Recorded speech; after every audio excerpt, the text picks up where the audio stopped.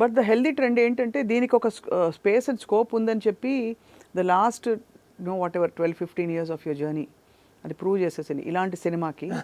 వేరే ఎక్కువ హిస్టరికల్ అవ్వక్కర్లేదు, ఎక్కువ యూనో ఇవన్నీ లేకుండా కూడా ఈ జానర్ సినిమాకి చక్కటి ఆదరణ వస్తుంది. ఎంత హార్టనింగ్గా ఉంటుంది ఒక జాతిరత్నాలు ఇప్పుడు చూస్తే కూడా. ఆ జోక్స్ ఏంటి, అమెజాన్ అదే నవీన్ డైలాగ్స్ కూడా and your dialogues and Rahul's dialogues అన్నీ అసలు ఒక రేంజ్లో.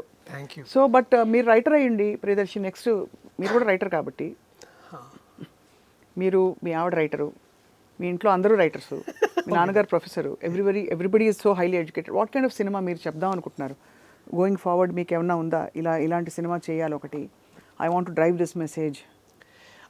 అసలు మెసేజ్ని ఉద్దేశంగా పెట్టుకుని నేను ఎప్పుడు don't actually look out for films like that. అంటే ఫర్ ఎగ్జాంపుల్ ఇప్పుడు బలగం నాకు ద మోస్ట్ ఇంపార్టెంట్ చేయాల్సింది ఏంటంటే it felt like my own story. Balagam ఎందుకు అంటే అలాంటి సందర్భాలు నా కుటుంబంలో, నా ఇంట్లో జరిగిన చాలా సందర్భాలు ఆ సినిమాలో ఉన్నాయి. నేను వాటిని రిప్రజెంట్ చేద్దామని అనిపించింది.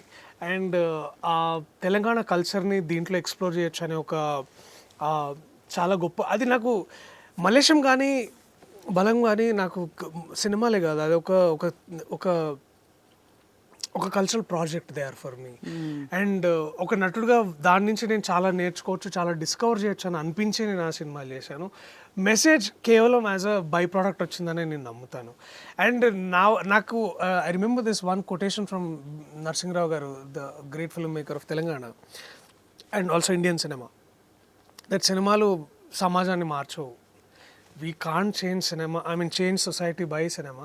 We can only ask them, like ప్రేరేపించవచ్చు వాళ్ళని, అంటే ట్యూన్ చేయొచ్చు, కొంచెం థాట్స్ని చేయొచ్చు, కానీ దానివల్లే సమాజం మారుతుందని నేను నమ్మను. And I definitely don't do films. అంటే నా దగ్గర చాలా కథలు వస్తాయి సార్, ఒక మంచి మెసేజ్ ఓరియంటెడ్ కథ అంటారు, అక్కడే నాకు ఇట్లా తుస్సు అంటుంది, ఇది వర్కౌట్ అయ్యేది కాదని. So I don't look out for messages. But going forward I feel human drama is my favourite area of work. అంటే ఉదాహరణకి ఒక ఎగ్జాంపుల్ ఇవ్వండి, ఒక లైక్ ఫిల్మ్స్లో what you mean by human drama? Like for example step mom అనే cinema వచ్చింది, అది human drama? అది నేను చూడలేదు. ఫర్ ఎగ్జాంపుల్ అడాలసెన్స్ రీసెంట్గా వచ్చిన, దాని మీద చాలా పెద్ద డిస్కషన్ అవుతుంది. అది నాకు it's an interesting area of work. And నాకు I'm learning a lot from the new age teenagers and all of this. మా అపార్ట్మెంట్స్లో అక్కడిక్కడ చూస్తుంటాను, వాళ్ళు మాట్లాడే భాష కానీ, వాళ్ళు చేసే their dating culture, their idea of relationships, that is very interesting. Maybe దాన్ని ఏమైనా రిప్రజెంట్ చేస్తే దాని గురించి ఏమైనా కథలు చెప్పొచ్చా అనేది. అంటే రిలేషన్షిప్స్ని ఇప్పుడు మనం యాప్లో చూస్తున్నాం, అది నాకు చాలా వావ్, ఇదేదో ఇంట్రెస్టింగ్ స్పేస్లో ఉంది అనిపించింది. So the whole new dating and relationship ideas, the idea of, అంటే the new age identity, the global citizens వాళ్ళు ఎట్లా ఐడెంటిఫై చేసుకుంటున్నారు వాళ్ళని వాళ్ళు, ఈ కాన్సెప్ట్స్ నన్ను కాస్త ఇంట్రెస్టింగ్గా అనిపిస్తుంది.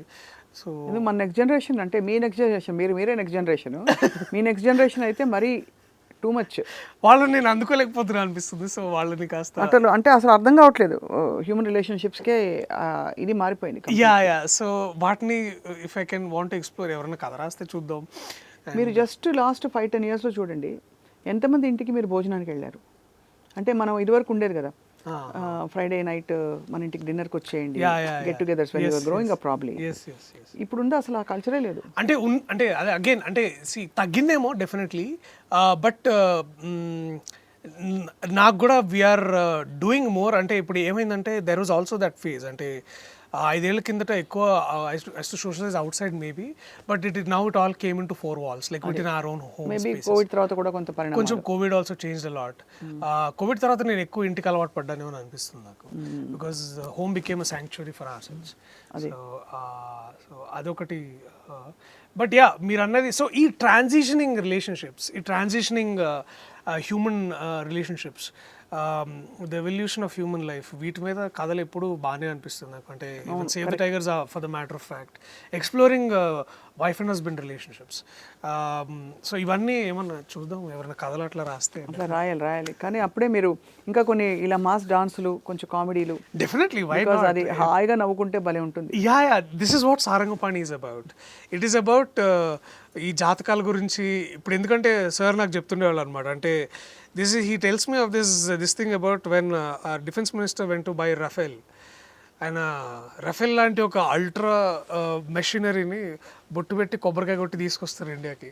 So that is my story man. You know how no matter how modern we are with the technology, but it's all about ISRO కూడా కొబ్బరికాయ కొట్టి పంపించి స్పేస్లోకి పంపిస్తారు. So that is our story is about. So no matter మనం ఎంత అడ్వాన్స్ సివిలైజేషన్లో ఉన్నా కూడా, అడ్వాన్స్డ్ టెక్నాలజికల్ రిఫార్మ్స్ చేస్తున్నా కూడా, how our belief system comes into place అనేది ఇది ద కాంప్లెక్స్ ఐడియా. బట్ దాన్ని అంతటిని ఒక కథలోకి with humour and without hurting anybody తీసుకురావడం it's challenge. Yes that's the point.